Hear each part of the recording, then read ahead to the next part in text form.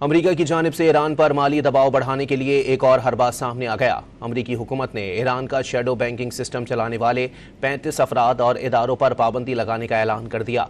अमरीकी हुकाम की जानिब से इल्ज़ाम लगाया गया है कि इन अफराद और इदारों ने पाबंदी के बावजूद अरबों डॉलर की मुंतकिली की और ईरान की जानिब से कराई जाने वाली दहशतगर्दी में मुआवनत की। अमरीका की जानिब से ईरान पर माली दबाव बढ़ाने के लिए एक और हरबा सामने आ गया। अमरीकी हुकूमत ने ईरान का शैडो बैंकिंग सिस्टम चलाने वाले 35 अफराद और इदारों पर पाबंदी लगाने का ऐलान कर दिया।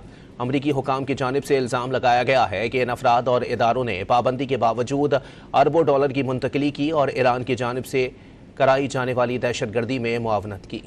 अमरीका की जानिब से ईरान पर माली दबाव बढ़ाने के लिए एक और हरबा सामने आ गया। अमरीकी हुकूमत ने ईरान का शैडो बैंकिंग सिस्टम चलाने वाले 35 अफराद और इदारों पर पाबंदी लगाने का ऐलान कर दिया। अमरीकी हुकाम की जानिब से इल्ज़ाम लगाया गया है कि इन अफराद और इदारों ने पाबंदी के बावजूद अरबों डॉलर की मुंतकिली की और ईरान की जानिब से कराई जाने वाली दहशतगर्दी में मुआवनत की।